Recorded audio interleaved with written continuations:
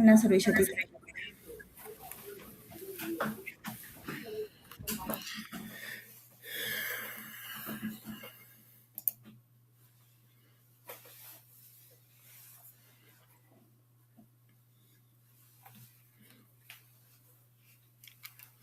Hola, ¿qué tal? Buenos días. Buenas tardes, ¿va? Hola, ¿Qué tal? profe. ¿Qué tal? Mucho gusto. Mucho gusto. ¿Qué tal? Buenas tardes, profesor. ¿Cómo le va? Muy bien, ¿usted? Bien, bien. Bueno, un gusto. Hola, buenas Disculpen tardes. ¿Qué tal? Buenas tardes a todos. Bueno, ¿cómo les va? Buenas tardes. Bueno, somos unos cuantos. Bueno, la Estefanía, María, y todos y todas en general. Bueno, un gusto. Iniciamos el cuatrimestre. En esta oportunidad. Esta materia es Derecho Administrativo. Bueno, mi nombre es Maximiliano Romey, como ven ahí en... Acá estamos. Acá estamos. Joder, estaba buscando algo. Acá está. Bueno, mi nombre es Maximiliano Romey. Voy a ser el docente. Acá María Belén está preguntando si tienen grupo WhatsApp y si lo pueden informar, así que, bueno, utilicen el chat para esos tipos de intercambio. Bueno, como les decía, yo soy el docente a cargo del curso, mi nombre es Maximiliano Romey. Me presento muy brevemente. Soy abogado de la Universidad de Buenos Aires y contador público de la Universidad de Buenos Aires. Y bueno, tengo algunos posgrados en finanzas, en sindicatura concursal y una maestría en curso en Derecho Administrativo.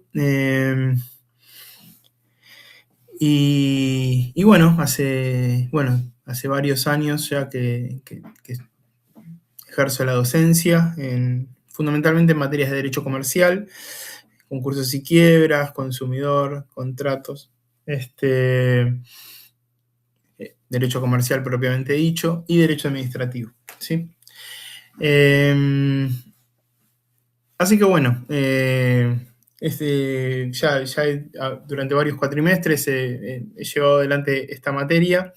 Es una materia un tanto compleja, ¿sí? Que tiene sus particularidades, tiene sus diferencias con las diferentes ramas de derecho privado que pudieron haber estudiado en otras materias en particular. Pero bueno, la idea es que, tratar de aportar y transitarla de manera que no les resulte difícil y que que les resulte accesible, que les resulte interesante en el trayecto de la misma, ¿sí?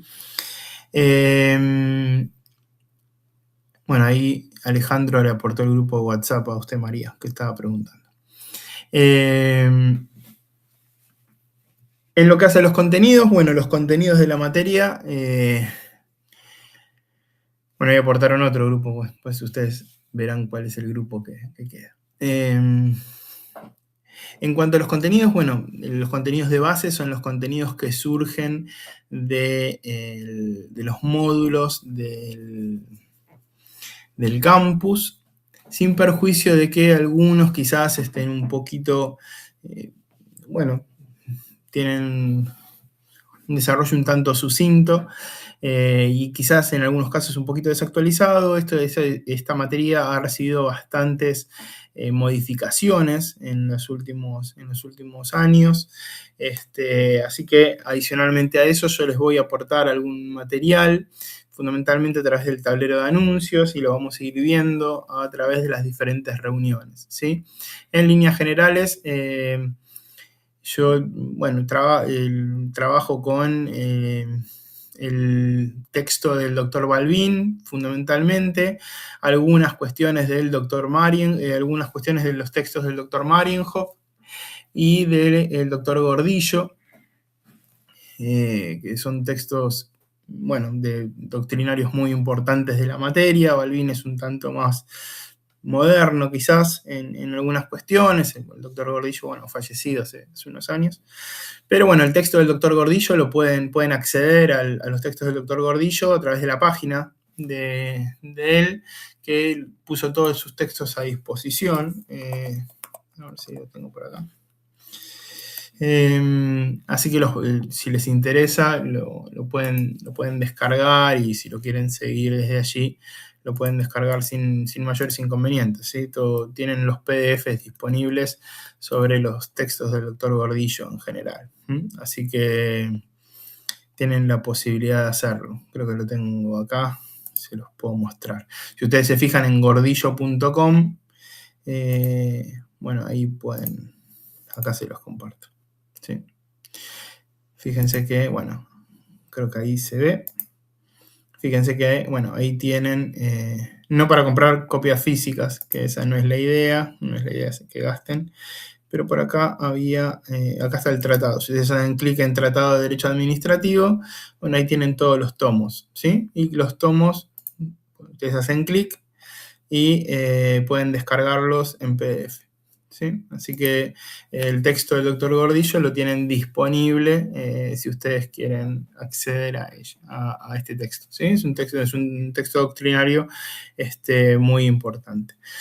En lo que hace a las cuestiones si me refiero a alguna cuestión del doctor Balbín, bueno, el manual del doctor Balbín, quizás yo extraiga algunas partes del texto en el caso de que me interese que lean algún extracto o alguna cuestión en particular, y se las voy a acompañar en el tablero de anuncios, ¿sí? Así que no se preocupen por eso. El texto del doctor Balbín es del 2026, así que es muy caro, así que sobre eso no se preocupen, en su caso se los acompaño yo.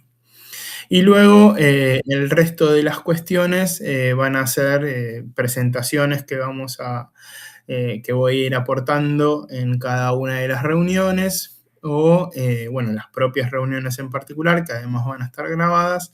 Y bueno, quizás en algunos casos va a haber material además del material doctrinario que les mencionaba, algo de jurisprudencia en algunos temas que sean de relevancia. Voy a tratar de que no haya fallos muy extensos, que en esta materia los fallos a veces suelen ser bastante largos.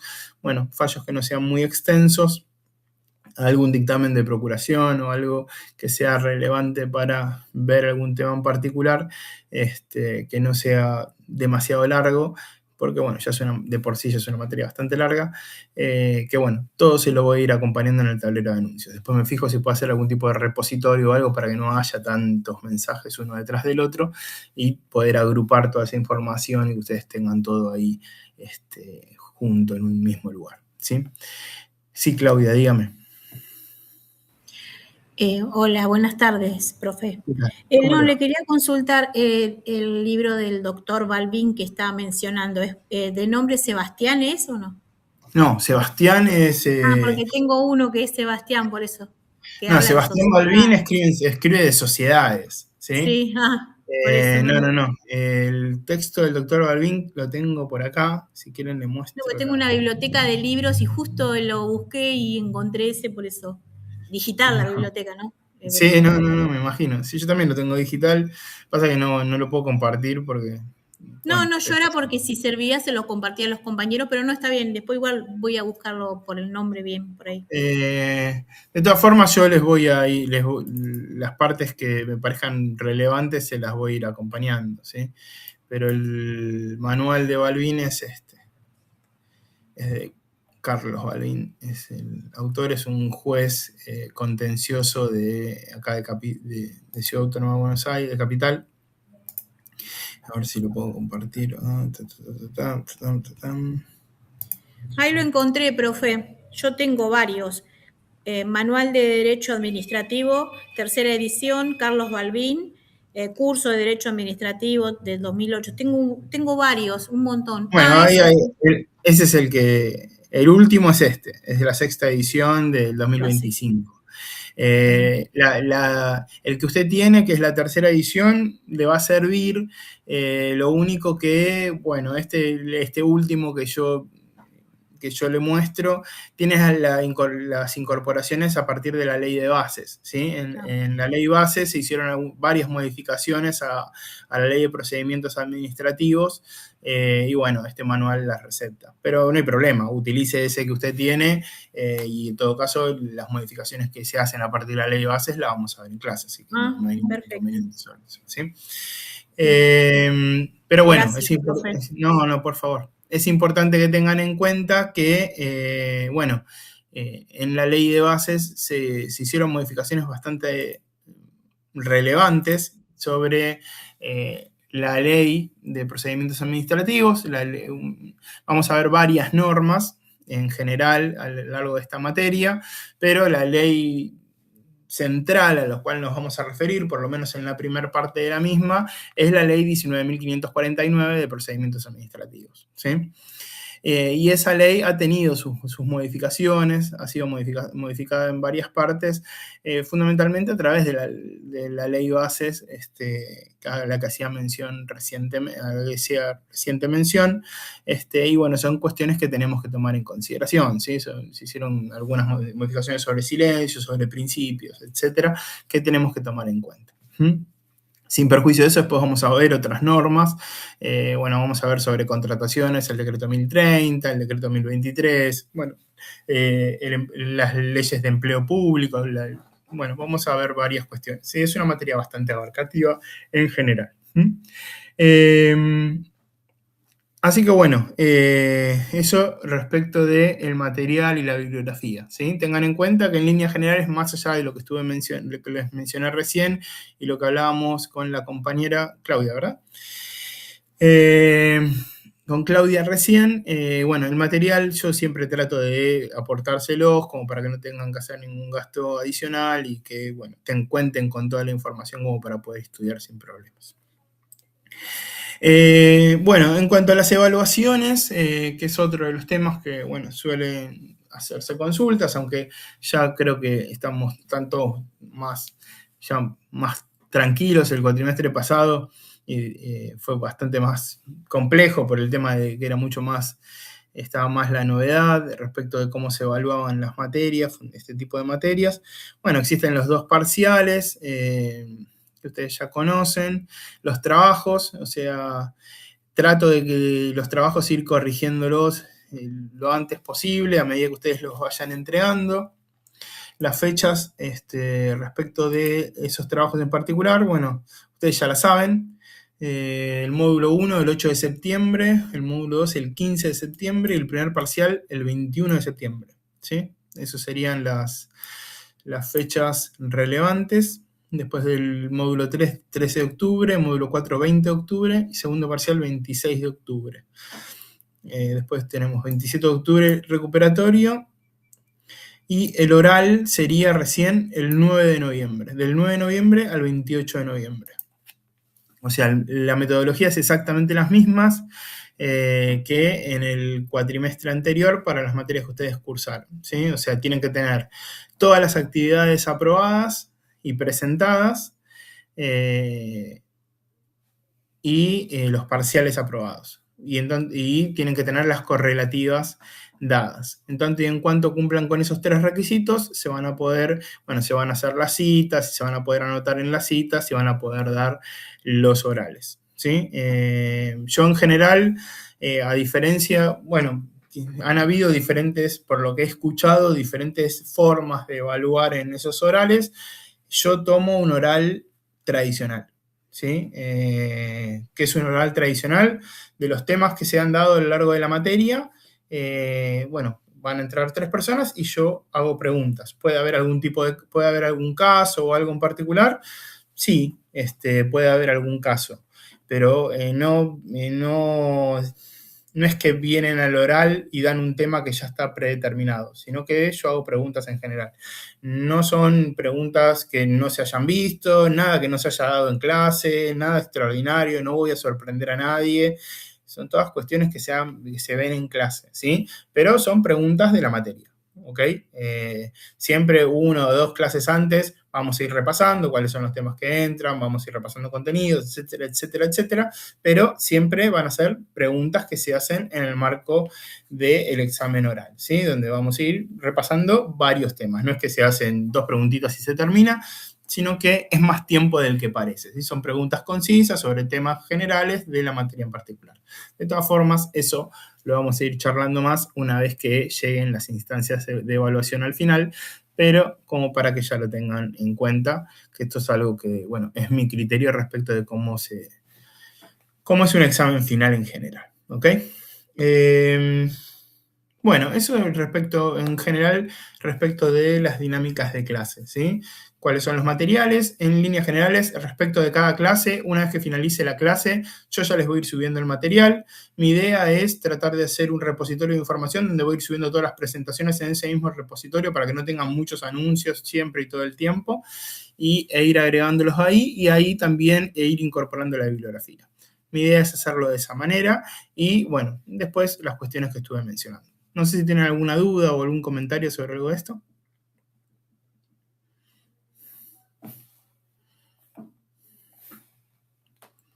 ¿No? Bueno. Sí, perdón, profe, yo nuevamente, Claudia. Con respecto a lo que estaba usted hablando del oral, los temas van a ser dados en lo que es dentro de la cursada, ¿verdad? Pero ¿nos va a decir en generales tales temas o no? Es al azar, preguntas.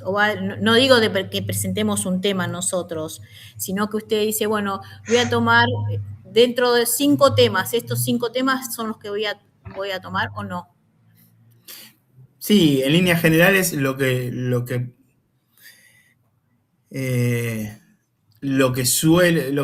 a veces lo que he hecho en otras materias, que quizás son un poco largas, como puede pasar en este caso, es, bueno, 1 o 2 clases antes de la finalización de la materia, nos ponemos, hacemos un punteo respecto de todos los módulos y quizás sobre algunos temas decir, bueno, estos temas no, estos temas no, estos temas no. Y cuáles son los temas más importantes. Ahora, los temas más importantes, no les voy a anticipar cuáles son las preguntas. En líneas generales, bueno, se pregunta o quizás arrancamos con un tema en particular o sobre un caso en particular. Por ejemplo, un tema que se le va a preguntar o es un clásico de cuanto a las preguntas es acto administrativo. Bueno, puede pasar que yo les dé un acto administrativo y les pida que identifique los elementos y a partir de ahí preguntar. Sí, arrancamos por ahí, pero bueno, arrancamos por ahí, podemos terminar en cualquier lado, o sea, arrancamos preguntando eso y después vemos cuáles son los defectos del acto administrativo, terminamos hablando de competencia y de cualquier otra cuestión. Claro. Así que, bueno, el disparador sí puede ser ese, pero bueno, a partir de ahí la dinámica del examen te lleva hacia un lugar o hacia otro, ¿sí? Y también, no solamente la dinámica del examen, sino la extensión del examen. ¿Sí? Hay gente que está muy segura sobre lo que sabe y ha tenido un desempeño muy sólido a lo largo del cuatrimestre, quizás los exámenes en muy poco tiempo se resuelven y otros quizás necesitan más tiempo. Hay diferencias dependiendo del caso. ¿Sí? Bien. Sí, bien, perfecto. No, era eso mi duda, que era que obviamente se van a hablar en la cursada todo lo que va a tomar. No es que va a salir un tema 3 o 4 del módulo, pero vamos a terminar dando el tema 5 que nunca lo vimos. Una cosa así quería saber. No. Yo nunca en mi actividad docente nunca pregunté temas que no hayamos visto en la clase. Bien. No, esa era la duda. Todos los temas se desarrollan en clase. Bien, perfecto. Muchas gracias. Que un tema que tenía previsto para ver en la clase de hoy no lo llegamos a ver, bueno, en todo caso les puedo decir, léanlo y lo vemos en la clase que viene, pero la clase que viene lo vamos a tratar. O sea, perfecto. No hay un tema que no tratemos en clase, no va a pasar que yo les diga, lean tal cosa que se los tomo en el final. No, eso yo no lo hago. Perfecto. Gracias. No es mi forma. Profe, perdón. Y con respecto a las actividades, ya que ahora tenemos actividades prácticas también, ¿usted qué prefiere? ¿Que esperemos sus clases o podemos ir leyendo y haciendo las actividades? Como ustedes, no, eso lo pueden manejar ustedes como quieran. Yo no tengo problema en que las vayan haciendo. Si ustedes quieren ir, por decir algo, como la compañera, tiene el libro de Balbín, o ustedes van y buscan en el libro de Gordillo, y buscan los temas que les preguntan en las actividades, y ya las quieren ir haciendo porque les facilita hacerlas en este momento, o después tienen mucha carga a último momento respecto de los temas y prefieren dedicarlo al estudio, yo no me opongo en absoluto. ¿Sí? Ustedes pueden hacerlo, incluso quizás les va a permitir ir adelantando ciertos temas, ir estudiando algunos temas y quizás transitar las clases de una mejor forma. O sea, así que yo nunca me meto en la dinámica de estudio. La dinámica de estudio la manejan ustedes, como a ustedes les resulte más cómodo para llegar de la mejor manera a los exámenes. Así que si a usted les resulta mejor sentarse con el libro de Gordillo, con el libro de Balbín, con el libro de Marienhof, con el que le resulte más cómoda, y hacer la actividad, no hay ningún problema, puede hacerla, ¿sí? Yo después evalúo lo que tengo adelante. Quizás usted dice, no, prefiero esperar la clase y hacerla en ese momento, porque quizás, bueno, como usted quiera. Yo no me opongo de ninguna manera, ¿sí? De todas formas, incluso si tiene que rehacer la actividad, a veces es mejor hacerla lo antes posible, porque si yo le hago una observación, después tiene más tiempo para rehacerla. Eso manéjenlo ustedes, yo no tengo problema. Lo único que sí tienen que tener en cuenta es que a los efectos de poder anotarse en los finales, tienen que tener las actividades aprobadas. A veces si uno hace todo muy a último momento, quizás lo hacen, yo le hago una devolución, si tienen que hacer una corrección, capaz que se quedan sin tiempo y si no llegan a hacer todas las actividades no se pueden anotar en los finales y eso genera mucho estrés, mucho ida y vuelta. Yo en general tengo la mejor predisposición, pero bueno, eso es algo que ya depende de sus tiempos y de cómo ustedes se manejan en la cursada. Yo ahí no me meto, pues bueno, yo sé que cada uno tiene sus obligaciones, tiene sus preocupaciones, están dando otras materias, sé que esta no es la única, así que bueno, eso lo manejan ustedes. En función de los momentos en los cuales lo entregan, yo trato de ir corrigiéndolo. Gracias, profe. No, por favor. Bueno, acá me preguntan las correlatividades, discúlpenme, yo la verdad que no tengo mucha antigüedad en la facultad, en esta facultad, yo hace muchos años que doy clases en la UBA, pero no acá en la Kennedy hace 2 o 3 años y la verdad que no tengo mucha idea de las correlatividades, eso fíjense o consúltenlo en el ámbito administrativo de la facu, ¿sí? Esto está mal, pues me dejó anotarme, eso ya ahí no los puedo ayudar. Esta materia es necesaria. Bueno, acá ya están hablando de correlatividades, yo acá no los puedo ayudar, ¿sí? Sobre las actividades, ¿qué diferencia hay entre las prácticas? ¿Qué diferencia hay entre las actividades en general? Y bueno, hay algunas actividades que son más teóricas y otras actividades donde tienen que desarrollar algunas cuestiones en particular que hacen más a la vida o al desenvolvimiento profesional, ¿sí? Van un poco más en ese sentido. Esa sería la diferencia fundamental que se pueden encontrar respecto a las actividades, ¿sí? Las actividades, de todas formas, las confecciona la facultad, ¿sí? Yo no soy el que hago las actividades, simplemente las corrijo, básicamente. Pero van un poco en ese sentido. Hay algunas actividades que son más teóricas, ¿sí? Donde uno más se tiene que centrar fundamentalmente en, bueno, cuestiones conceptuales, ¿sí? Doctrinarias, y hay otras cuestiones que son más prácticas, donde uno puede llegar a tener que confeccionar un escrito, o cuestiones que hacen más a la vida cotidiana del profesional. Fundamentalmente van un poco en ese sentido. Profe, ¿me escucha? Le quiere hacer una consulta. Sí. No, Sí, yo sí. estoy, yo vengo de otra facultad que cursé hasta tercer año, aprobé hasta tercer año y ya cursé Derecho Administrativo y Ajá. recién empecé en esta facultad. Entonces, empecé ¿Y con no las se la materias dieron de como primer año. correlativa? Y todas, no me la dieron como correlativa y yo la tuve anual. Pero bueno, no importa. Mi consulta era que en todas las materias que yo di, que fueron como 6 que empecé este año y el año pasado, todas eran actividad evaluativa número 1, actividad evaluativa número 2. Y recién en esta se me apareció actividad evaluativa número 1 y abajo actividad de práctica profesional número 2. Y vi que era el mismo día. Por eso no entendía si había una diferencia o cuál era, digamos.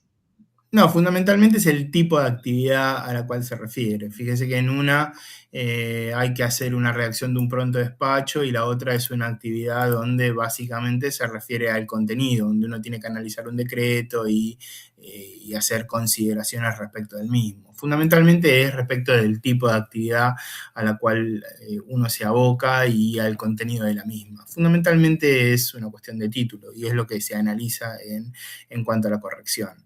Pero básicamente va un poco en ese sentido, nada más que eso. Ah, ok. Y le hago una última consulta porque me pude conectar un poco tarde. Lo quería consultar sobre el tema de el material, cómo sería, porque vi que los módulos ya no se pueden descargar más. Igual yo supongo que, o sea, yo tengo un montón de libros ya como vengo de otra facultad, pero capaz que alguno me sirve. Sí, lo que les decía a la compañera, bueno, los módulos pueden usarlo generalmente como base y dan una cierta estructura respecto de la materia y en líneas generales el material al cual yo me suelo referir o el que yo suelo utilizar es fundamentalmente el libro de Balbín, el Manual de Derecho Administrativo de Balbín, que se publicó en 2026, desde el 2025, y después el de Marienhof y el de Gordillo, ¿sí? Que el de Gordillo lo pueden descargar desde la página del doctor Gordillo, gordillo.com, tienen el Tratado de Derecho Administrativo. Ese lo ¿sí? tengo, sí. Y ese lo pueden descargar desde la página de Gordillo. Y de todas formas, el de Balbín, que es muy nuevo y para que no haga ningún gasto, los capítulos que yo entienda que correspondan o que vayamos a desarrollar como complemento de las presentaciones que yo le desarrolle en cada clase, bueno, se los voy a ir subiendo al tablero de anuncios, así que como para que no tengan que hacer ningún gasto, así que despreocúpese por eso.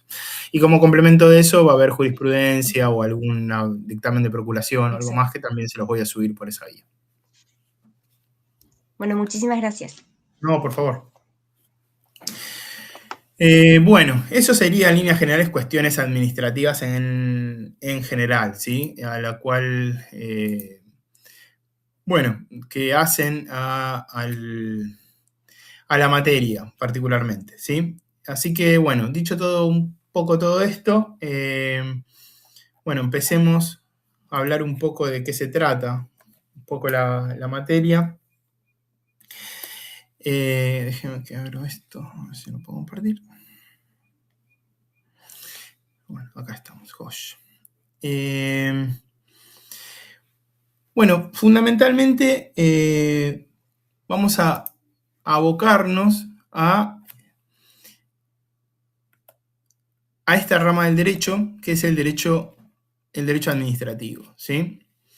El derecho administrativo que, como una primera aproximación conceptual, o como una primera definición, podríamos recurrir a la definición del doctor Marienhof, que expresa, déjenme que cierro las 3 millones de pantallitas tengo abiertas, ¿eh? Ahí está. Acá está, joya. Y a ver si puedo compartir esto. Disculpen, ¿eh? Bueno, ahora sí. Ahí está, joya. Bueno, una primera definición que podríamos hacer del derecho administrativo es conjunto de normas, dice Marienhof, y de principios de derecho público interno que tiene por objeto la organización y el funcionamiento de la administración pública, como la regulación de las relaciones interorgánicas, interadministrativas y de las entidades administrativas de los administrados. Esta sería una primera aproximación que podríamos hacer respecto de qué es el derecho administrativo en general, ¿sí? Donde vamos a abocarnos a fundamentalmente una rama del derecho público, fundamentalmente, ¿sí? En contraposición a las dinámicas que ustedes habían estado o vieron en otras materias cuando se abocaron a diferentes materias que pertenecían a ramas del derecho privado, ¿sí? Fíjense que en este caso nos habla de conjunto de normas y de principios de derecho público interno, ¿Y qué es lo que se busca? ¿A qué se aboca este derecho administrativo que vamos a ir desarrollando y al que nos vamos a abocar particularmente? ¿Sí? Bueno, a la organización y al funcionamiento de la administración pública, en primera instancia. Una de las facetas a las cuales nos vamos a abocar en el estudio del derecho administrativo es cómo se administra y cómo se organiza el Estado, fundamentalmente, la administración pública. Nosotros vamos a ir viendo, y acá me interesa mostrarles algo, nosotros vamos a ir viendo qué características tiene, cuál es el diseño de el mapa general del Estado y cuáles son las dinámicas que existen entre cada uno de los órganos que integra ese mapa del Estado en particular. Acá está. Que por acá, déjenme que lo tengo. Todas esas dinámicas y todas las regulaciones derivadas de esas dinámicas pertenecen o forman parte de la órbita del derecho administrativo, ¿sí? Fíjense que si nosotros vamos acá, nosotros ponemos mapa del Estado, por ejemplo. Creo que por ahí ustedes lo están viendo. Sí, ahí está. Si ustedes fíjense el mapa del Estado, nosotros vamos a ver, bueno, la estructura del Estado en general, con los cargos más importantes, y luego vamos a encontrar el organigrama de la administración pública, lo que se llama a veces vulgarmente la famosa raviolera, ¿sí? Y acá encontramos la administración central y los organismos desconcentrados y autoridades superiores. Todas estas relaciones, todas estas dinámicas que se establecen de los diferentes órganos que integran y forman parte de la Administración Pública Nacional, forman parte de la órbita del derecho administrativo que vamos a ir estudiando. Todas estas cuestiones donde se encuentran relaciones jerárquicas, relaciones de coordinación, interadministrativas, son todas cuestiones que forman parte del derecho que vamos a ir estudiando, ¿sí? Esto lo encontramos como mapa del Estado, donde de alguna manera nos da una pauta de cuán grande es un poco todo esto y a qué relaciones hace mención Marienhof cuando define de alguna manera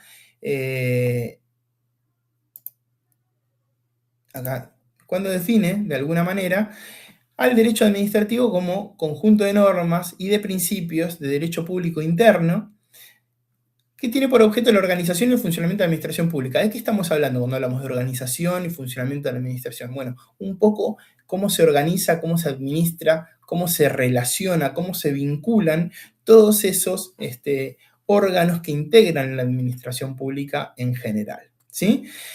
Como así también, dice Marienhof, a la regulación de las relaciones interorgánicas entre los diferentes órganos que estábamos viendo, interadministrativas, que ya vamos a ver de qué se trata, y de las entidades administrativas con los administrados. ¿Por qué es importante y es interesante esta definición por lo abarcativa en general, que nos da una pauta como un primer puntapié respecto de qué consiste este derecho administrativo? Fundamentalmente porque, bueno, partimos de la base que es un conjunto de normas y principios. Hasta ahí estamos todos de acuerdo. Que forma parte del derecho público y hasta ahí estamos todos de acuerdo. Pero en líneas generales uno tiende a pensar que tenemos de un lado al Estado o a la administración y de otro lado a los administrados en general. Y eso es solamente una faceta, ¿sí? Y es muy incompleta como definición.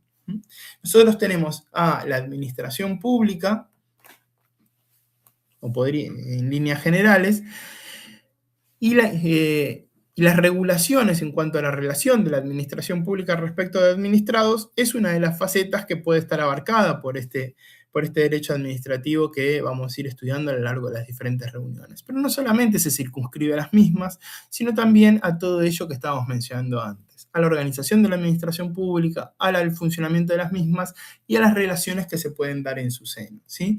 Todas estas son cuestiones que también son de interés y forman parte de este derecho administrativo al que estamos haciendo referencia, o al que vamos a ir estudiando a lo largo de todo este cuatrimestre. ¿Cuál es el origen del derecho administrativo? ¿Sí? ¿O qué características tiene el derecho administrativo en nuestro país? Bueno, nosotros podríamos encontrar de manera como en otros países diversas formas de encarar estas relaciones que de alguna manera existen o podrían suscitarse entre la administración y los administrados a las que hacía referencia anteriormente. Y hay dos grandes, no sé si decir antecedentes, pero hay dos países donde se ha desarrollado una escuela respecto de la administración pública que vale mencionar a los efectos de luego abocarnos a cómo se lleva adelante el derecho administrativo en nuestro país particularmente, que son Francia y que es Inglaterra, ¿sí? En Inglaterra, las relaciones entre la administración y el administrado, en líneas generales, se plantea o se establece como, a través de un cuerpo normativo sin distinciones con el cuerpo normativo que regula las relaciones entre particulares en líneas generales. Entonces no hay una distinción particular desde ese punto de vista.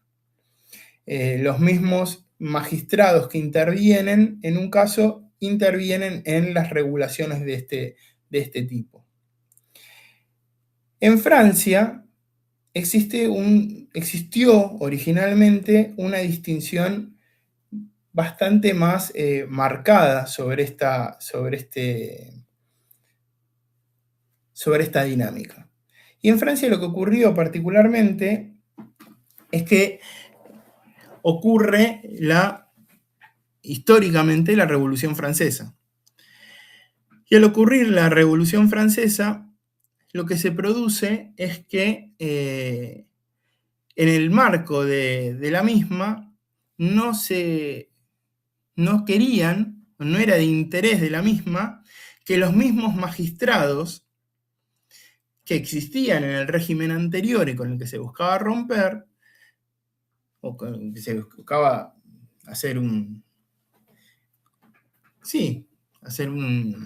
romper de alguna manera las dinámicas que habían ocurrido anteriormente, resuelvan las controversias que pudieran suscitarse entre la administración y los administrados.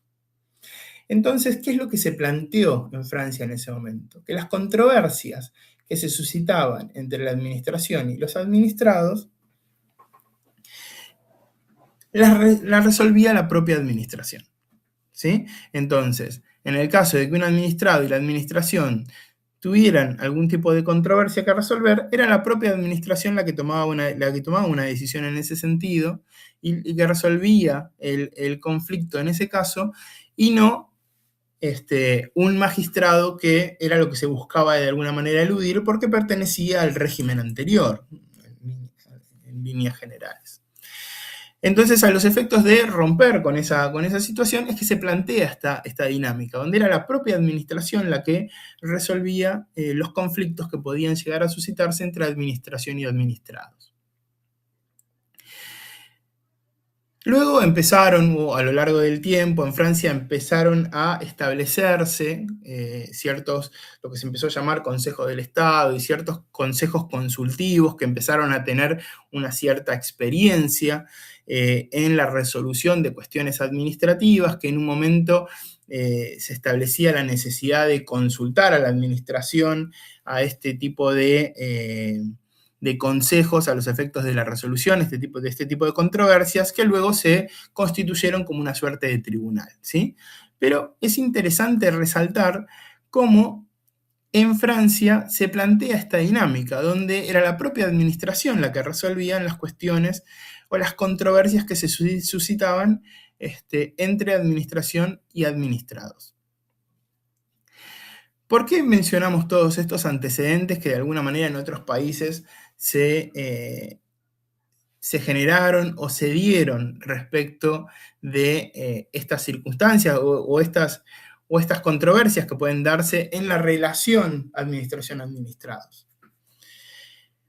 y fundamentalmente para, de alguna manera, empezar a pensar cómo se pueden llegar a resolver o cómo se dan estas situaciones o cómo se pueden dar estas situaciones en nuestro país o cómo son abarcadas estas situaciones en nuestro país. Y en nuestro país, si bien no se sigue ninguna de las líneas, donde cuando uno tiene una controversia no lo resuelve un juez que se aboca a cuestiones de derecho privado, ni tampoco lo resuelve enteramente un órgano que pertenece a la administración, en nuestro país lo que vamos a encontrar es que la administración va a actuar y va a emitir o a expedirse a través de, en ciertas y determinadas circunstancias, a través de, cuando tenga que expresarse en un determinado sentido, en muchas circunstancias lo hace a través de lo que conocemos como actos administrativos. Entonces, cuando la administración quiere emitir un acto con un alcance particular respecto de un sujeto, de un administrado, de un sujeto individual, lo hace a través de lo que luego vamos a ver con mayor alcance, que es lo que se denomina un acto administrativo. En el caso de que uno, como administrado, entienda de que ese acto administrativo adolece o tiene algún tipo de defecto, en los términos de la ley de procedimientos, por decirlo de alguna manera, uno puede transitar un procedimiento administrativo y plantear sus reparos en el marco de la propia estructura administrativa, de la propia administración pública. Y es la propia administración la que en el marco de ese proceso va a tomar una decisión. O sea, uno podría llegar a plantear recursos incluso dentro del cuerpo de la propia administración, llegando hasta un superior administrativo que es el que debería de tomar una última decisión respecto de ese acto que podría estar en discusión en ese caso. Lo que ocurre en nuestro país, es que no existe la plena jurisdicción administrativa, ¿sí? Y esto es algo que luego vamos a ver desde el punto de vista jurisprudencial. Si bien la administración puede emitir actos respecto de un sujeto, un acto de alcance particular, por ejemplo, respecto a un sujeto, que luego lo vamos a ver, ¿no? Pero como para más o menos tener una idea respecto a lo que estamos hablando y situarnos de alguna manera en relación a otros sistemas. Si bien la administración puede emitir actos de alcance particular respecto de un determinado sujeto y ese sujeto cuestionar ese acto dentro de... Sí. ¿Alguien me va a hacer una consulta? Perdón, ¿eh? ¿No? Ah, ok.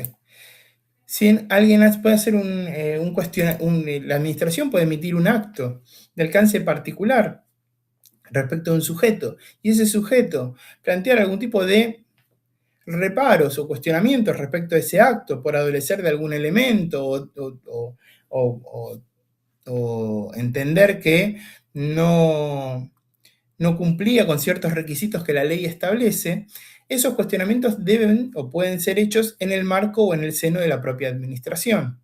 Ahora, una vez que la administración o el superior jerárquico de quien haya tomado la decisión confirme, supongamos que lo haga, ese acto no queda firme dentro del ámbito administrativo. ¿Por qué? Porque la administración no tiene plena jurisdicción, ¿sí? Esto lo ha resuelto y lo ha dicho incluso la Corte Suprema. Siempre y en todo caso, en todos los casos, las resoluciones que se tomen en el seno de la administración están sujetas a revisión judicial. Entonces, siempre que la administración tome una decisión, incluso si es revisada dentro de la propia administración y se agota la vía, toda decisión que se tome en el seno de la administración está sujeta a revisión judicial. ¿Por qué? Porque la administración no tiene plena jurisdicción. Entonces, esto es algo que debemos de tomar en consideración. Dicho esto, el derecho administrativo, tomando en cuenta estos antecedentes que mencionábamos y haciendo una concepción o una conceptualización general respecto del derecho administrativo en particular, bueno, lo primero que tenemos que decir respecto del derecho administrativo es que, bueno, forma parte de una rama del derecho público, ¿sí? Esto no hay grandes cuestiones respecto de este tema, pero no... ¿dónde estoy acá? No debemos circunscribirnos a que el derecho administrativo solamente se aboca a las relaciones en las cuales una de las partes es la administración pública, ¿sí? Sino que, como mencionábamos, y de alguna manera viene un poco de la mano de lo que nos indicaba Marienhoff en su definición, la disciplina o el derecho administrativo en general se refiere a o abarca la organización administrativa, las funciones administrativas, las potestades y las prerrogativas del Estado o de la administración pública, los límites a esas potestades y las relaciones que establezca con los administrados. Entonces, todas esas cuestiones son cuestiones que va a abarcar o a las cuales se va a referir el derecho administrativo en sus diferentes facetas.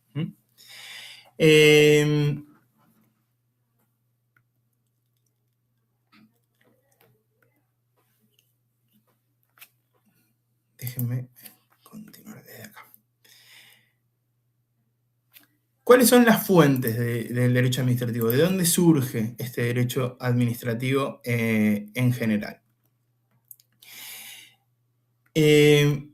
Bueno, el derecho administrativo tiene como fuentes fundamentalmente, bueno, la Constitución Nacional, esto ya de alguna manera es bastante obvio, los tratados internacionales de derechos humanos, los tratados en general, con jerarquía inferior a la Constitución, que no es, como tratados de integración, por ejemplo,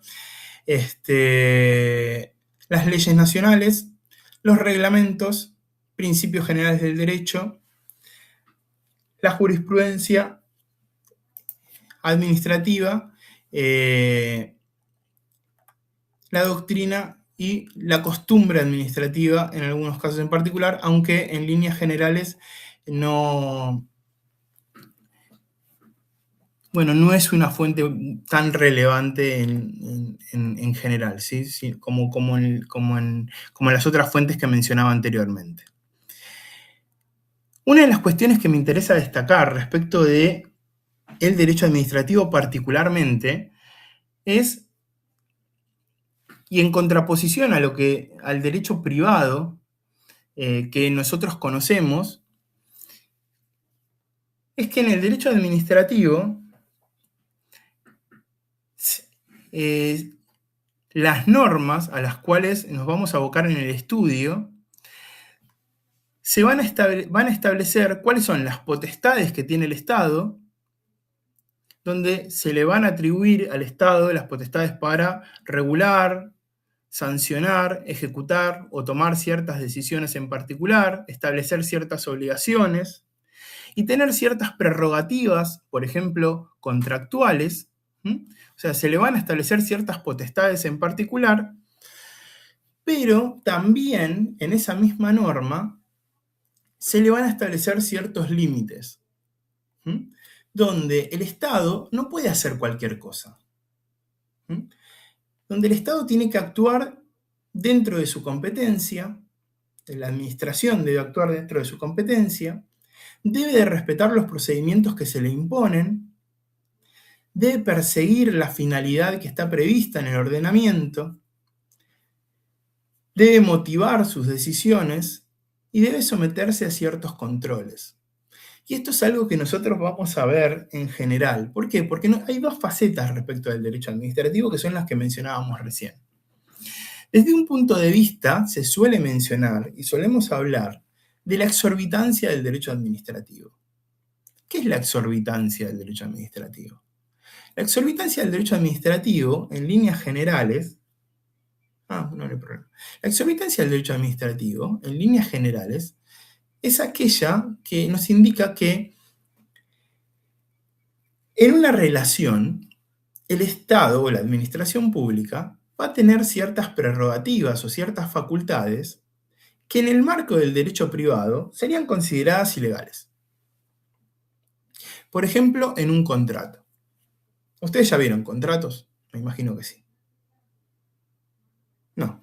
Bueno, pero supongamos en un contrato. Supongamos un contrato donde hay, donde en ejercicio de la autonomía de la voluntad, dos personas celebran un contrato donde las partes se obligan a realizar determinadas prestaciones. ¿Sí? Una persona se obliga a realizar un determinado servicio con una determinada periodicidad o prestaciones profesionales y la otra persona a hacer ciertos y determinados desembolsos. ¿Sí?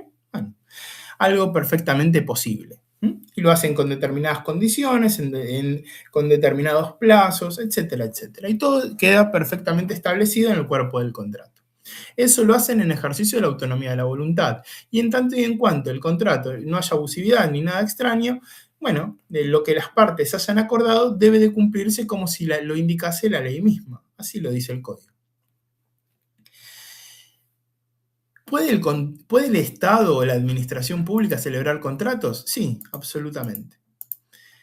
¿Qué es lo que distingue o qué particularidades tiene la administración pública o el Estado como si ese contrato es regulado desde el punto de vista del derecho público, del derecho administrativo? Bueno, va a tener cláusulas exorbitantes, va a tener potestades exorbitantes. ¿Qué significa esto? Que exorbita al derecho privado. Y cuando decimos que va a tener potestades que en el derecho privado se considerarían ilegales, ¿qué significa eso? Bueno, que el Estado, en determinadas circunstancias, podría modificar un plazo, podría extender el lapso para realizar prestaciones, ¿sí? Podría modificar condiciones de las condiciones originales del contrato. ¿En aras de qué? En aras de conservar el interés público al que se aboca o el que debe de respetar o al que se aboca cotidianamente en la realización de sus actividades. Entonces, la exorbitancia del derecho administrativo va en ese sentido. Le otorga esas facultades, le otorga esas prerrogativas al Estado que en el derecho privado serían impensables. Sería impensable que en el derecho privado una persona diga, en este caso yo voy a alterar o modificar el precio, o voy a extender el plazo de un determinado contrato, o voy a modificar ciertas condiciones, o voy a establecer la obligatoriedad de una supervisión no prevista originalmente. Esas cuestiones son imposibles si no fueran acordadas o aceptadas por ambas partes en una modificación contractual. En cambio, en un contrato donde interviene la administración pública, eso sí es posible. ¿Por qué? Porque el derecho administrativo exorbita, ¿sí? O prevé la exorbitancia, como se los mencionábamos anteriormente, ¿sí? Eso desde un primer punto de vista, donde tiene esas particularidades el derecho administrativo. Ahora, otra de las diferencias que tenemos que distinguir cuando hablamos de derecho administrativo en relación o en distinción al derecho privado es que ¿puede hacer cualquier cosa la administración? No. Nosotros cuando pensamos el derecho privado en general, uno dice, bueno, todo lo que no está prohibido en líneas generales está permitido. Uno podría realizar las cuestiones, en tanto y en cuanto no haya una norma que me prohíbe realizar las determinadas cuestiones, yo podría realizarlas. En cambio, cuando hablamos de derecho administrativo, el Estado, la administración pública, debe atenerse a las normas de su creación, a la norma de la creación del órgano al cual nos estamos refiriendo, al ente al cual nos estemos refiriendo.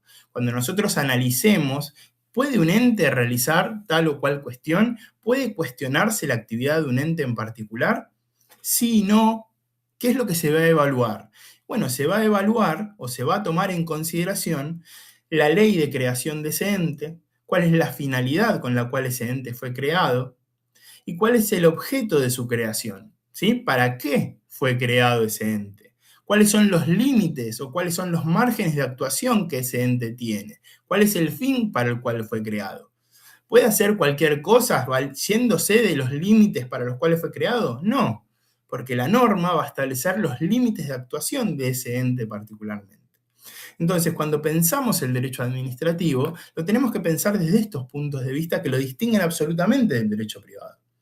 Desde un primer punto de vista, tomando en cuenta la exorbitancia como eje, donde tenemos un actor que es fundamental, que es totalmente distinto del actor que solemos considerar cuando pensamos el derecho privado. En el derecho privado, cuando nosotros pensamos un contrato, pensamos en el contrato paritario. Y el contrato paritario, ¿en qué consiste? En que tenemos dos sujetos que tienen un poder equivalente de negociación. A y B pueden negociar, y negocian hasta que se ponen de acuerdo y el contrato se cierra. Y después no se modifica a menos que A y B vuelvan a ponerse de acuerdo en la modificación. En este caso, tenés al Estado. Y el Estado, cuando vos contratás con el Estado tiene prerrogativas diferentes, ¿sí? Tiene esta exorbitancia que lo habilita a realizar modificaciones cuando se den ciertos y determinados supuestos. Entonces, esa sería la primera cuestión a considerar que no podemos soslayar y que hace a uno de los ejes que lo hace totalmente diferente al derecho administrativo de cualquier rama del derecho privado que hayamos estudiado antes. Pero desde otro punto de vista, así como le da una prerrogativa que lo distingue absolutamente, tenemos que tomar en cuenta esto otro que acabamos de mencionar, que un órgano de la administración pública, un ente estatal, ¿puede hacer cualquier cosa? No, no puede hacer cualquier cosa. ¿Puede comportarse como un individuo que puede hacer lo que entienda mejor para sus derechos? No, tiene que abocarse a la finalidad para la cual fue creado, ¿sí? Y eso es algo que como administrado, si ese ente se comporta de una manera que afecta a mis intereses, yo como administrado puedo cuestionar sus actos y decir, no, pará, está actuando de una manera que es ajena a su fin, al fin de su creación, ¿sí? Entonces es algo que yo puedo tomar en consideración a los efectos de cuestionar su actuación en particular. ¿Por qué? Porque no se está ajustando a los fines de su creación. ¿Y cómo sé cuál es el fin de la creación de un ente? Tengo que leer la ley. Siempre hay una ley que va a crear un fin o un ente o un órgano en particular, ¿sí? Esta sería un poco la idea que tenemos detrás del derecho administrativo, ¿sí? ¿Se entiende una idea? ¿Se entiende la idea que está detrás un poco de todo esto? ¿Sí? Es importante distinguirlo porque uno está acostumbrado, cuando arrancamos la facultad, uno está acostumbrado a siempre pensar en términos de derecho privado, ¿sí? Donde hay equivalencias, básicamente. Bueno, y acá aparece un actor totalmente diferente, que se rige por normas distintas, pero que nosotros como administrados lo tenemos que ver con una lógica diferente. Acá me pregunta Pablo si sucede con los poderes también. ¿A qué se refiere con eso, Pablo?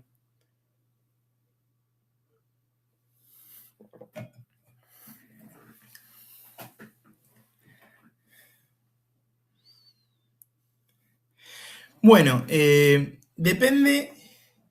El derecho administrativo va a regular todas las cuestiones que hacen a no solamente a las cuestiones materialmente administrativas de parte de la administración, sino a las funciones administrativas en general, ¿sí? Nosotros vamos a ver que porque hay diferentes visiones respecto de qué es la función administrativa. Y uno podría decir, bueno, solamente lo materialmente administrativo. ¿Qué sería lo materialmente administrativo? Y lo que hace la administración. Bueno, pero la administración, hay diferentes visiones. Y una visión que tenemos que tomar en cuenta es, no realiza cuestiones administrativas, por ejemplo, el Poder Judicial cuando realiza cuestiones de administración cotidiana, no realiza cuestiones administrativas que hacen a la administración el Poder Legislativo cuando administra personal o cuando realiza cuestiones de ese tipo. Y sí, esas son funciones administrativas que se rigen también por derecho público, ¿sí? Entonces, nosotros cuando veamos función administrativa vamos a ver que no solamente está lo materialmente administrativo, sino también la función administrativa en general, que no solamente está atribuida específicamente a la administración, sino que también la podemos encontrar en otros poderes, ¿sí? Eso lo vamos a ver luego a continuación. ¿Ok? ¿Le contesté?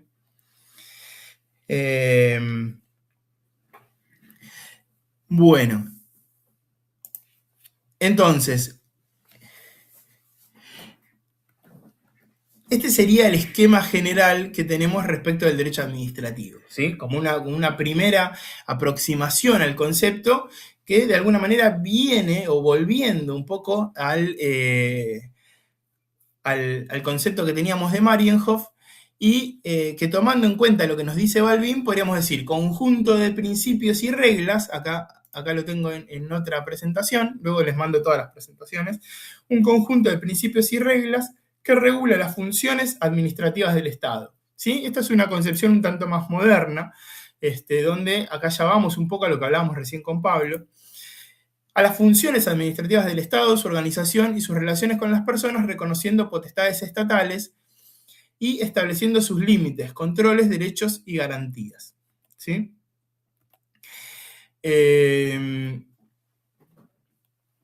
Entonces,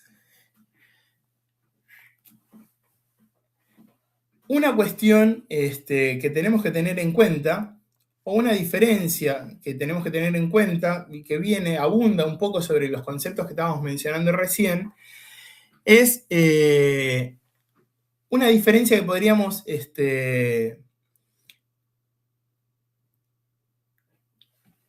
trazar entre los particulares y el órgano estatal, ¿sí?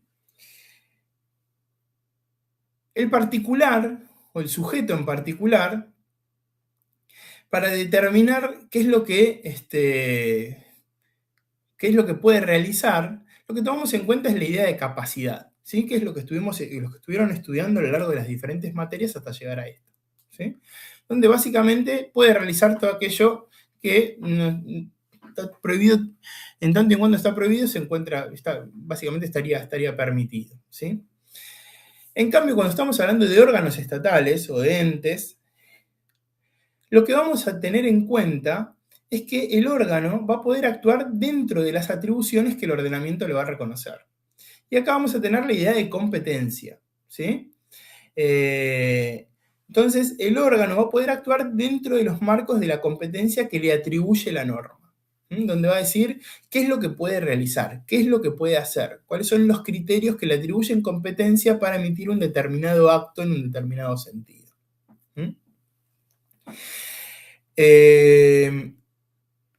Bueno, esto ya lo habíamos hablado, esto ya lo hablamos. Y bueno, el régimen exorbitante que ya lo mencioné recién, ¿sí? En cuanto a las prerrogativas que puede llegar a tener en el marco de la exorbitancia que mencionábamos recién, bueno, vamos a tener que puede existir, bueno, potestades regulatorias, prerrogativas contractuales, como mencionábamos anteriormente, ¿sí? Acá no hay mayores cuestiones.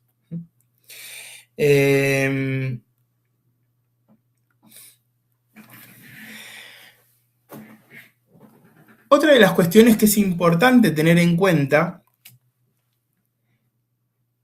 es que, teniendo en cuenta el sistema federal que tiene nuestro país,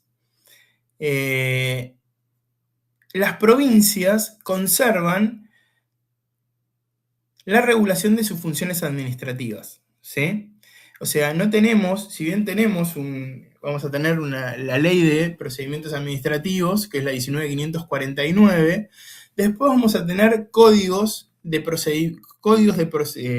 procedimientos administrativos locales que tienen alcance sobre ciertas cuestiones en particular, donde se establecen sobre ciertos temas vías recursivas y cuestiones en particular, ¿sí? Entonces tenemos que tener en cuenta que en lo que hace a nación y provincias vamos a tener organizaciones administrativas a nivel nacional y a nivel provincial, donde vamos a tener códigos nacionales y códigos provinciales, y vamos a tener leyes de contrataciones nacionales y provinciales, leyes de empleo público nacional y provincial, y códigos de procedimientos administrativos nacionales y provinciales. Vamos a tener tantos códigos de procedimientos administrativos como provincias tenemos, ¿sí? Hay algunos códigos que son muy modernos e interesantes de ir viendo, ¿sí? Hay un texto del doctor, uy, se me fue, ¿cómo se llama? Bueno, hay un, ahora se me fue de la cabeza, que falleció el año pasado, bueno, no importa, que hace un detalle pormenorizado de cada uno de los códigos de procedimiento de cada una de las provincias en los temas relevantes en lo que hace a procedimiento administrativo. Pues nosotros vamos a ver la diferencia entre proceso contencioso y procedimiento administrativo. Y los procedimientos administrativos se rigen por los códigos locales, ¿sí? Y bueno, hay algunos códigos que son bastante anticuados y hay algunos códigos que son muy modernos en general y que son muy interesantes de leer, ¿sí? Pero bueno, no me acuerdo el nombre. Después algunas cuestiones se las voy a ir aportando en el material que les voy a ir compartiendo. Me frustra olvidarme de algunas cuestiones, ¿sí?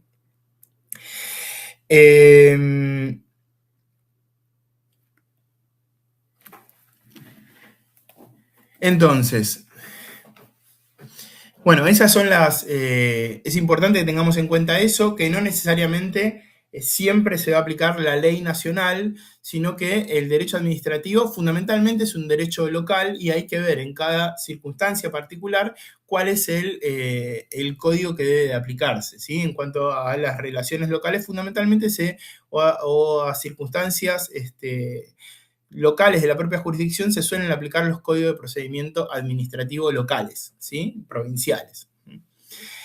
En lo que hace a las fuentes del derecho administrativo que les mencionaba hace un rato, bueno, son las que les mencionaba antes, la Constitución Nacional, fundamentalmente como fuente formal relevante, los tratados internacionales de derechos humanos, ¿sí? Como bloque constitucional al que hacía referencia Vidar Campos, ustedes ya lo han visto seguramente en derecho constitucional, y luego tenemos los tratados internacionales, como 75 inciso 24, por ejemplo, en una segunda instancia. Luego las leyes, los reglamentos, principios generales, ¿sí? Y en menor medida ya fuentes materiales, jurisprudencia y doctrina administrativa. Bueno, no me voy a detener demasiado en estas cuestiones, esto ustedes ya lo conocen. Sí me voy a detener en los reglamentos, ¿sí? Porque los reglamentos, básicamente la administración va a emitir fundamentalmente, cuando se va a expresar en dos sentidos fundamentalmente. Va a emitir actos administrativos y reglamentos. El acto administrativo es una norma es cuando se expide con un alcance particular. Y hasta acá estamos hablando en un sentido bastante abstracto. ¿Qué sería un acto administrativo? Un acto administrativo puede ser cuando la administración emite un documento, ¿sí? Un acto administrativo sería cuando la administración emite un título universitario. Un acto administrativo es cuando se emite un registro de conducir. Son actos administrativos. Cuando les da un haber jubilatorio. Son actos administrativos, una habilitación de un local comercial, ¿sí? Esos son actos administrativos, que la administración, a través de los cuales la administración se expide, pero se expide con un alcance individual. El documento se lo dan a Claudia, que la tengo aquí delante. El título se lo dan a Luciana, que está acá. La habilitación al negocio de Mario, que lo tengo aquí, ¿sí? Entonces son actos de alcance individual, ¿ok? El reglamento es una norma de alcance general que la dicta la administración en ejercicio de las potestades administrativas.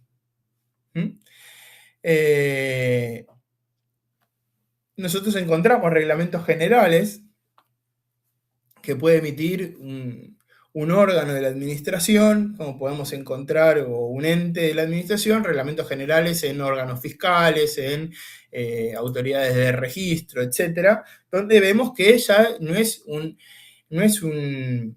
emite algo que está dirigido a un sujeto en particular, sino que es de alcance general al que todos los sujetos que se refieran a ello particularmente, bueno, deben de atenerse fundamentalmente.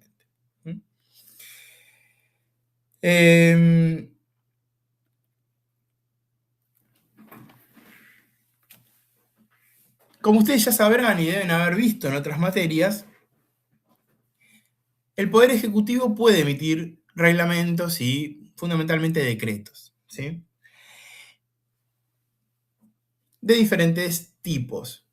La mayor parte de ellos se encuentran en el artículo 99. Y bueno, ustedes ya los conocen, así que bueno, no me voy a detener demasiado en ello. Pero bueno, debemos de conocerlos, ¿sí? El primero de los reglamentos que puede emitir el Ejecutivo están en el 99, inciso 2, que son los reglamentos de ejecución, que son aquellos que están vinculados o que son necesarios para la ejecución de las leyes, ¿sí? Que básicamente son los que introducen aquellos detalles o procedimientos necesarios para hacer operativa la ley en particular, ¿sí? O los llamamos también decretos reglamentarios, ¿sí? Que básicamente establecen las cuestiones complementarias de una ley sobre los temas respecto de los cuales la ley no introduce cuestiones específicas sobre cómo o definiciones particulares o temas en particular. Lo que no puede hacer el decreto reglamentario o el reglamento de ejecución es alterar el espíritu de la ley. O sea, no puede ampliar su contenido, no puede modificarla, no puede contradecirla ni sustituir la misma. Simplemente puede complementarla desde el punto de vista reglamentario que mencionábamos anteriormente. Luego tenemos los reglamentos autónomos, que son dictados directamente por el Poder Ejecutivo, sin que haya una ley formal previa. Y a partir de acá es que algunos hablan si existe una zona de reserva propia de la administración, cuestión que Balbín cuestiona. Algunos autores clásicos plantean que sí. Balbín entiende que no. Sin perjuicio de que, bueno, estos reglamentos autónomos son aquellos que son dictados por el propio Poder Ejecutivo y que hacen a las cuestiones internas de la propia administración, del funcionamiento interno de la propia administración, particularmente. Donde pueden regular ciertas cuestiones en particular. Después tenemos los delegados. Los delegados están en el artículo 76, que, bueno, básicamente establece son reglamentos o ciertas potestades que les brinda el Congreso al Ejecutivo para poder emitir reglamentos sobre ciertas cuestiones en particular, que tienen que ser materias determinadas, de la administración o de emergencia pública dentro de las bases que están fijadas por el Congreso en un plazo establecido. Tiene que estar bastante limitado por el Congreso en particular en cuanto a materias y en cuanto a plazo, ¿sí? Y eso lo determina en el propio Congreso de la Nación, pero le delega la posibilidad de emitir reglamentos siempre y cuando se establezca un plazo en particular y materias determinadas.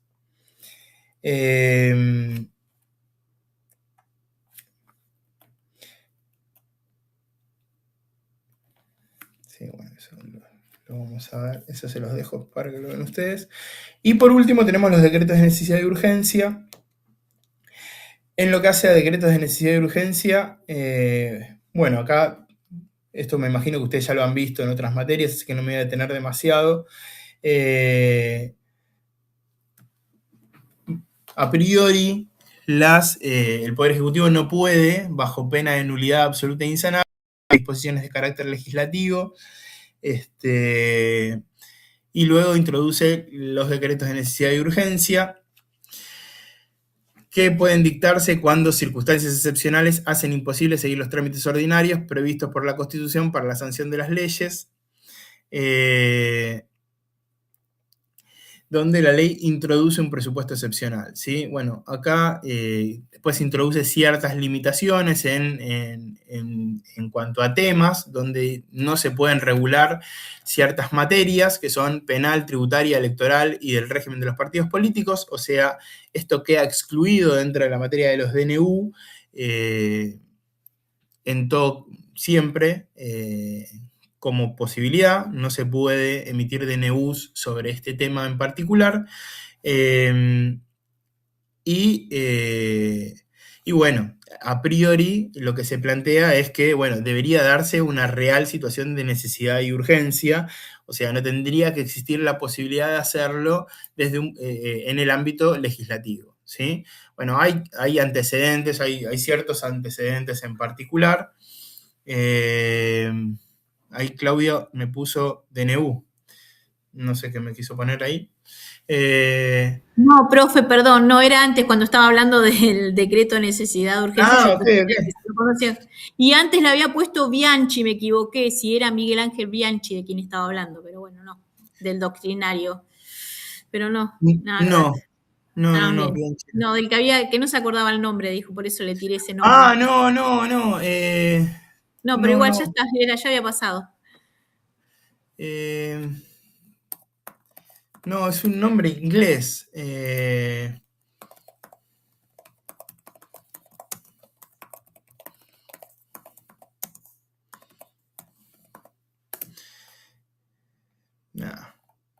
tratando de encontrarlo, pero nada. Después se los voy a enviar, pero no hay caso. Cuando uno se pone grande como yo, se empieza a olvidar de las cosas. ¿Qué va a hacer? No hay caso. Ya me va a venir. Va a terminar la reunión con ustedes y me voy a acordar solo y le voy a ir a decir a mi señora, ¿sabes qué era tal? Y mi señora me va a mirar como si estuviera loco y me va a decir, a mí no me interesa, pero bueno, ¿qué va a hacer?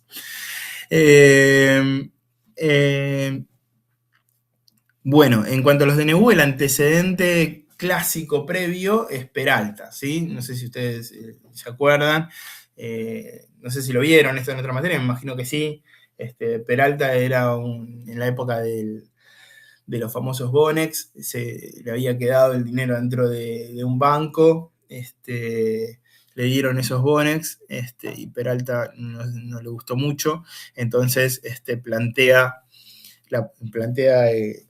que individualmente correspondía que le devuelvan sus ahorros, porque no quería esos bonos a 10 años que les habían dado, estamos hablando del 90, no existía la modificación constitucional, y esto se había sacado de esta manera, ¿no? No habían hecho por ley, porque había una imposibilidad de hacerlo, y esto se discute en la Corte, donde el gobierno de buenas a primeras dice, bueno, todos los depósitos que había los dejamos adentro de los bancos y le damos un bono a la gente.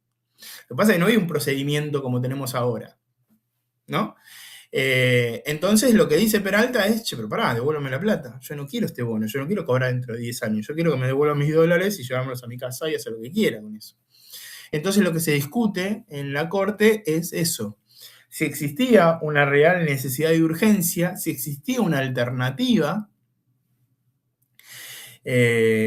para resolverlo legislativamente, y después la contraposición entre interés colectivo e interés público colectivo e interés individual, ¿sí? Y eso es lo que de alguna manera se discute en Peralta, que después trae consigo, o de alguna manera se refleja en la modificación que tenemos en la norma hoy día, ¿sí? Y básicamente, bueno, Peralta obviamente, pobre hombre, no le dieron la razón, y una de las cosas que está detrás de un poco de todo esto es algo como esa suerte de corralito que se hizo en ese momento. ¿Se podía sacar por ley? Y eso es algo que se plantea. Y no, básicamente no. ¿Por qué? Porque si le aviso a todo el mundo que tiene dólares en un banco que vamos a empezar a tratar una ley para incautarle los depósitos, bueno, es muy probable que la gente al día siguiente vaya corriendo al banco a sacar todo, ¿no? Entonces, de alguna manera eso dejaba de manifiesto la necesidad y urgencia de la medida, ¿sí? Más allá de que uno pueda estar de acuerdo o en desacuerdo, pobre Peralta, que se le dejaron todos los dólares dentro del banco. Pero de alguna manera es el antecedente del DNU como lo conocemos hoy en materia legislativa dentro de lo que es la Constitución Nacional, ¿sí? Bueno, ahí tienen algunos otros fallos adicionales, eso se los dejo a ustedes, ¿sí?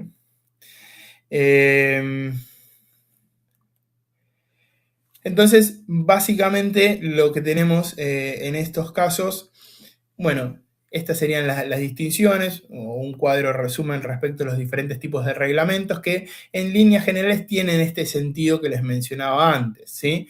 Donde tenemos actos que tienen un alcance individual, donde vienen a cuestiones individuales del sujeto al que se refieren, y cuando tenemos reglamentos que son aquellos que tienen un alcance general, donde a un colectivo de sujetos, bueno, producen efectos respecto a un colectivo de sujetos.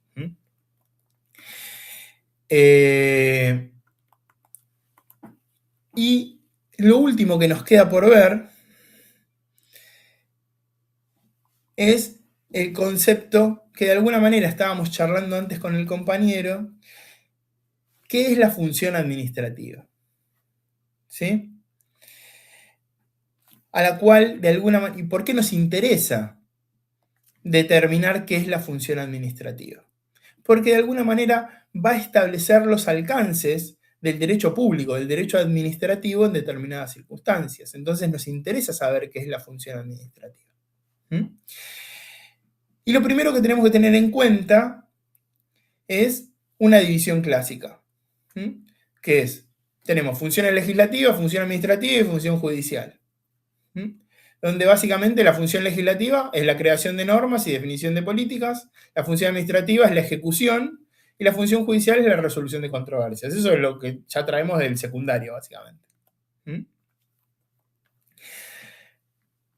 Ahora, la complejidad de dónde surge. Y esto es lo que hablábamos antes. Déjenme que enchufo la compu mientras. Ahí estoy. Lo que hablábamos antes con usted, Pablo, ¿no? Sí. La dificultad surge en que no es todo tan lineal. En el Poder Ejecutivo lo que encontramos es que fundamentalmente administra, pero también se dictan reglamentos, como vimos recién, que uno podría decir, che, pero eso es una función legislativa fundamentalmente, y también puede ejercer funciones jurisdiccionales, donde toma decisiones, por ejemplo, respecto de su personal, ¿sí? Donde toma decisiones o resuelve controversias. También lo podemos ver desde el punto de vista del Poder Legislativo. Uy, perdón, me fui a cualquier lado. Donde el Poder Legislativo fundamentalmente legisla, pero también administra el personal.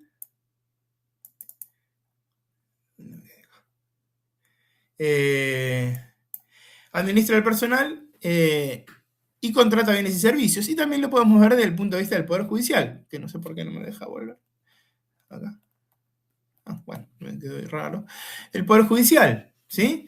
Que fundamentalmente resuelve controversias, pero también administra a su personal y emite ciertas normas, por ejemplo, ciertas acordadas o ciertas normas en general. Entonces, ¿cómo definimos la función administrativa? Y acá hay tres grandes caminos, tres grandes criterios. Y con esto vamos cerrando la reunión de hoy. Que es un criterio objetivo, un criterio subjetivo y un criterio mixto, que es el que toma Balbín fundamentalmente. El criterio objetivo, que no importa qué órgano desarrolla la actividad, sino que se analiza su contenido material. Entonces, el mismo poder puede desarrollar funciones materialmente legislativas, administrativas o judiciales. Y es lo que hablábamos antes, ¿sí? No importa qué órgano lo realiza, pero vos, lo que yo analizo, y esto es algo que en algunos códigos se hace mucho hincapié, en algunos códigos locales, ¿cómo atribuyo la competencia? Por ejemplo, del fuero contencioso. Bueno, en función de la función materialmente administrativa. Si es materialmente administrativa las cuestiones que se están discutiendo. No importa en qué ámbito se hayan tomado las decisiones, no importa en qué ámbito hayan ocurrido, ¿sí? Entonces, un mismo poder puede desarrollar, como vimos antes, funciones materialmente legislativas, que la podemos encontrar en la administración, cuando emite reglamentos, en el Poder Judicial, cuando emite acordadas, o el Poder Legislativo, cuando emite las normas que emite cotidianamente. Los judiciales, funciones judiciales, con la administración, cuando resuelve controversias. En el Poder Legislativo también, cuando atiende alguna cuestión que pueda suscitarse en su seno. O las controversias que cotidianamente resuelve el Poder Judicial. O las materialmente administrativas, ¿sí? Que se dan fundamentalmente en la administración, pero también ocurren en los otros órganos.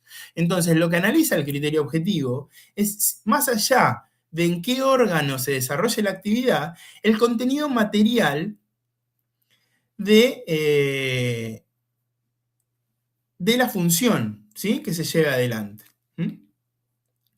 Entonces, lo principal que tenemos que tener en cuenta es que cuando el criterio objetivo lo que busca es legislar tomando en cuenta la función materialmente administrativa, más allá del ámbito en el cual esa función se haya llevado adelante, se haya ejercido fundamentalmente.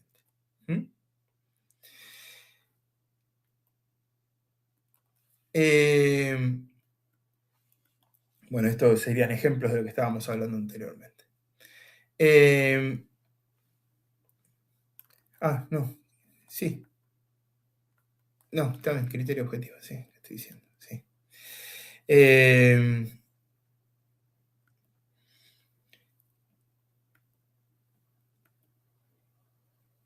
Entonces, desde el punto de vista del criterio objetivo aplicado, en el Poder Ejecutivo, el acto individual es administrativo, el reglamento es materialmente administrativo, el tribunal administrativo sería materialmente judicial, ¿sí?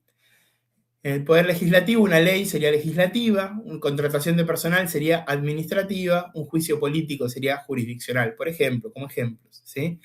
Y en el Poder Judicial, una sentencia sería judicial, una administración de personal administrativa o una acordada puede tener un contenido normativo, ¿sí? Entonces, esta sería, de alguna manera, lo que estábamos hablando antes, cómo ese criterio objetivo, más allá del ámbito en el que se lleva adelante, se puede verificar en circunstancias concretas. La ventaja fundamental es que materialmente analiza el criterio objetivo qué es lo que se lleva adelante, ¿sí? No presupone que lo que se realiza en el Congreso es todo legislativo, ni lo que se realiza en el Poder Judicial es todo judicial, sino que analiza particularmente qué acciones se realizan en cada ámbito y a partir de ahí atribuye un criterio, atribuye la función que corresponda. El criterio subjetivo es la simplificación, es lo que hablábamos antes. Acá ya no nos cuestionamos qué actividad se realiza, sino quién. Entonces, en función del sujeto, atribuimos la función. Poder Ejecutivo es actividad administrativa, el Poder Legislativo, legislativa y el Poder Judicial, judicial. Acá simplifica la identificación del régimen jurídico. El problema es que vamos a dejar dentro del derecho administrativo ciertas cuestiones que quizás no corresponderían fundamentalmente al ámbito de este derecho particularmente, porque quizás corresponderían a otras esferas, ¿sí? Pero, bueno, es un criterio. Y el criterio mixto es un criterio que combina sujeto y contenido, que comprende toda la actividad del Ejecutivo más la actividad materialmente administrativa de los poderes legislativos y judiciales, ¿sí? Y este es un criterio que cada vez tiene más relevancia en nuestro ordenamiento, ¿sí? ¿Cuál sería el criterio mixto? ¿Cuál sería la incumbencia del derecho administrativo? Todo lo que hace la administración más las funciones materialmente administrativas del ámbito del Poder Legislativo, más las funciones materialmente administrativas del Poder Judicial, ¿sí? Todo eso quedaría dentro de la función administrativa en general. Eso es desde el punto de vista del criterio mixto. Entonces, en resumidas cuentas, La diferencia sería esa que mencionábamos antes. Bueno, acá tienen algunos ejemplos.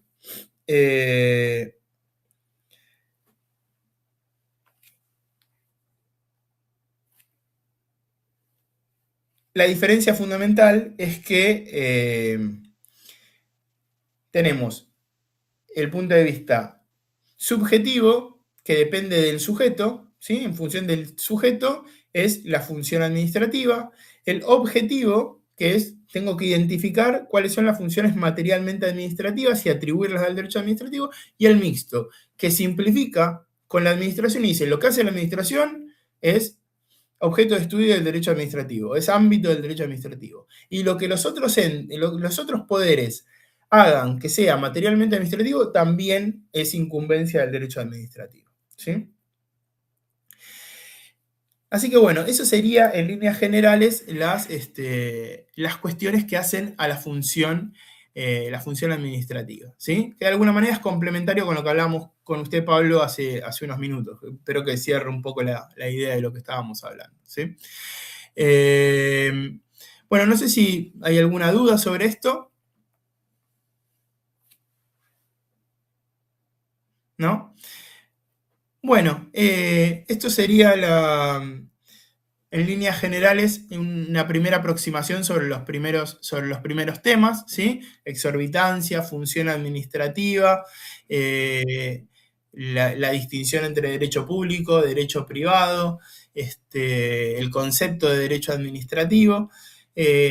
Y bueno, este sería el inicio de la materia, ¿sí? Para luego ya, a partir de la reunión que viene, empezar a pensar un poco la administración y meternos ya en las funciones, ¿sí? En los límites respecto de las funciones de la administración pública y empezar a ver un poco la estructura del Estado, ¿sí?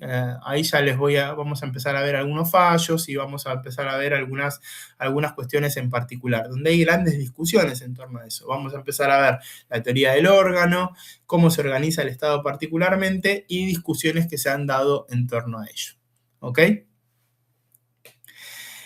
Así que bueno, estas dos presentaciones más alguna cuestión adicional se las acompaño al tablero de anuncios y cualquier cosita me escriben por ahí y yo les contesto inmediatamente. Si van subiendo trabajos, veo de corregirlos en el fin de semana y hacerles alguna devolución. ¿Ok? Bueno, muchas gracias, profe. Nos vemos, profe. Ana. Gracias, Bueno, profesor. que anden Hasta bien. luego. Saludos a Saludos. todos. Chao.